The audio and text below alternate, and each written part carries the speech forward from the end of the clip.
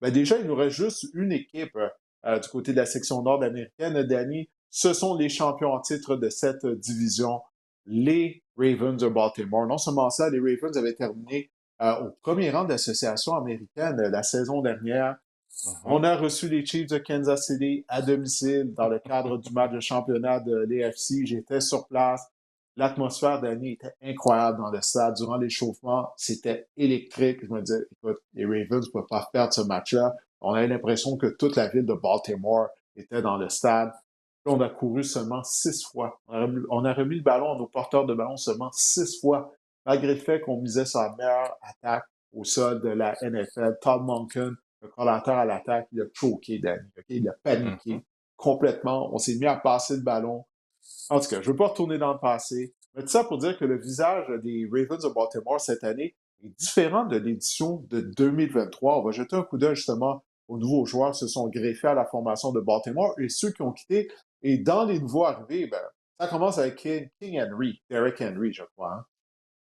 Ben vraiment, tu sais, c'est le point central en termes d'ajout offensif qu'on a fait du côté des Ravens de Baltimore. Puis, tu sais, qu'est-ce que tu as décrit qui s'est passé en match d'éliminatoire l'année dernière? Je suis presque sûr à 100% que ça n'arrivera pas cette année s'ils ont la même opportunité. Je pense que collectivement, cette équipe-là a paniqué. C'est à partir de Harbaugh qui commençait à critiquer les arbitres. On a vu Lamar Jackson commencer à montrer des signes d'émotion. Il y avait des vétérans qui allaient pas bien. Offensivement, le coordinateur offensif a oublié sa liste de jeux au sol. J'ai l'impression là, dans le vestiaire. Donc, je pense que toutes ces choses-là n'arriveront pas. Euh, cette année dans les mêmes Mhm. circonstances. Puis on a un Derrick Henry, oui, malgré il y a 30 ans, il n'y a pas besoin d'être le point central de cette attaque-là. Il peut être complémentaire aux autres porteurs de ballon, à Lamar Jackson, motivé d'aller loin en éliminatoire puis de remporter un Super Bowl. Donc je pense que ça, c'est un excellent ajout là, pour cette attaque. Ben justement, est-ce que tu crois qu'il reste assez d'essence dans le réservoir de Derrick Henry afin qu'il puisse donner un bon coup de main à Baltimore? Parce que c'est intéressant, de droit Derrick Henry et Lamar Jackson dans le champ arrière. On sait que lorsqu'on met sur un carrière qui est aussi explosif avec ses jambes que Jackson, ben, ça crée des opportunités pour le porteur de ballon. Mais Derrick Henry, là, écoute, il y a beaucoup de kilométrage là, dans Mm. son corps. Est-ce que tu penses qu'il sera en mesure justement là, d'offrir au moins une très bonne saison Ravens? Très bonne saison, oui, dépendamment de comment on l'utilise. Puis je pense pas que c'est le plan de Baltimore de l'utiliser comme il était utilisé à Tennessee. C'est lui qui recevait tous les jeux au sol, même les passes par Ah, moment. C'est lui qui devait c'est même lui lancer l'attaque. des passes de toucher. C'est lui qui devait lancer des passes de toucher même par moment. Oui, c'est Ça sera vrai. pas ça à Baltimore. Il va être un complément. Lamar Jackson va avoir le ballon très souvent dans ses mains. Donc, je m'attends à ce qu'il soit plus frais, soit capable d'être plus durable tout au long de la saison et peut-être un peu plus performant. Donc, ça ne sera pas une saison de 2000 verges, puis il ne va pas avoir plein de courses, mais je pense que comme un élément complément, un Derrick Henry, c'est excellent pour cette attaque. Oui, alors maintenant, on va aller voir l'état d'âme des partisans des Ravens. Qu'est-ce qu'ils pensent à ça? Est-ce qu'ils sont remis justement de l'élimination à domicile contre les Chiefs lors des matchs éliminatoires? Regarde-moi ça, on sourit. Ben ouais, on est Mhm. heureux. Et puis, ouais, il y a deux Lamar, par contre. Il y a le Lamar en saison régulière, tu le vois là, belle voiture de sport rapide. Puis en éliminatoire, c'est plus difficile pour Lamar. Oh. Alors, justement, donc, je pose la question. Est-ce que Lamar et les Ravens seront en mesure de prouver qu'ils appartiennent toujours à l'élite de l'association américaine? Parce que les Ravens de Baltimore, pour moi, bon, comparaison boiteuse, là, mais je dis toujours, moi, que les Cowboys de Dallas faut attendre au mois de janvier avant de les juger. OK? Puis, tu es un partisan des Cowboys, je pense que tu es d'accord avec moi. Les saisons régulières, les bonnes saisons régulières, on en a plusieurs, mais on s'écroule en éliminatoire. Mais là, du côté des Ravens, là, je ne veux pas dire qu'on s'est écroulé en éliminatoire, parce qu'on s'est rendu en finale Mm. d'association. Ça a tellement été une performance décevante, comme on en parlait. Donc, est-ce que Lamar sera en mesure, là, Lamar et les Ravens seront en mesure d'accéder au Super Bowl cette année?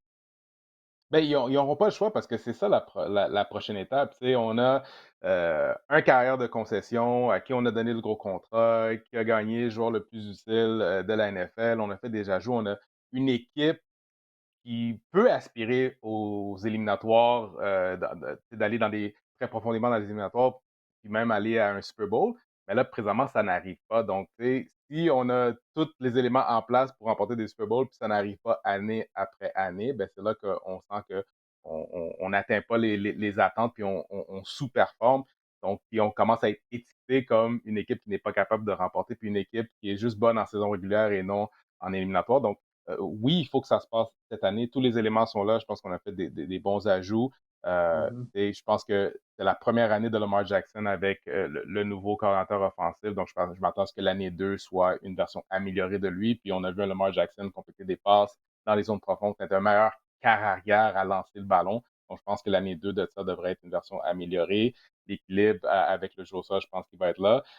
Peut-être le seul point d'interrogation défensivement, on a perdu le coordinateur défensif. T'sais. Fait que ça, des fois, on n'en parle Ouais, pas tant, Mike McDonald. on parle des joueurs qui sont partis, mais des fois, tu perds le cerveau d'une défensive. C'est pas automatique qu'on va rester aussi dominant, même si tous les joueurs de talent sont là. C'est pas automatique, c'est pas garanti là, que cette défensive-là va être aussi performante qu'elle a été dans le passé. Fait que ça aussi, j'ai hâte de voir parce que ça fait partie de la recette. Et oui, Lamar Jackson est là, puis l'attaque, mais c'est une équipe qui commence avec la défensive, qui met de la pression sur les équipes adverses avec la défensive. Donc, faut que ça reste dans l'équation là, pour Baltimore. Ouais, ça, c'est vraiment un bon point que tu viens d'amener, hein, le départ de Mike McDonald, qui est maintenant l'entraîneur-chef des Seahawks de Seattle. Puis, il y a Jadeveon Clowney qui avait connu toute une saison pour les Ravens la saison dernière. Il n'est plus là, il est parti en Caroline. Donc, le visage des Ravens défensivement n'est pas le même que l'année dernière. Ça, c'est un très bon point. Alors, quels seront les ajustements avec le nouveau coordonnateur? Est-ce que ça va bien aller? Ça reste à voir. Alors, quelques points d'interrogation là, du côté des Ravens de Baltimore. Maintenant, combien de victoires pour les Ravens selon toi? On met la barre à 10 victoires et demi pour Lamar et sa bande. Alors, Lamar Jackson, lorsqu'il est de la formation pour les Ravens, Baltimore a une fiche de 58 victoires et 19 défaites. On est très bon en saison régulière, comme on vient de le dire. Alors, plus ou moins 10 victoires et demi d'année pour Baltimore. Oui, mais la barre, elle est haute parce que les attentes sont hautes, puis c'est un bon club de football. Mais moi, je pense que ça va être en haut de 10 victoires et demie, là. C'est une équipe qui devrait être autour de 11 ou 12 victoires, là, si c'est pas 13, là. Pour moi, c'est la meilleure équipe, l'équipe la plus complète avec le plus de confiance dans cette division-là. Là. Fait que pour moi, c'est la meilleure équipe de la division. Ouais, je vais aider avec plus que 10 victoires et demi, moi aussi. La seule chose qui m'inquiète réellement, c'est la défense. On vient d'en discuter là, pour toutes les raisons qu'on a énumérées. C'est juste ça qui m'inquiète. Mais je vais faire confiance à Lamar, je vais faire confiance à John Harbaugh. Ils ont généralement du succès en saison régulière. On s'en parlera une fois rendu au mois de janvier de qu'est-ce qui va arriver. Mais oui, plus de 10 victoires et demi pour moi aussi du côté des Ravens de Baltimore.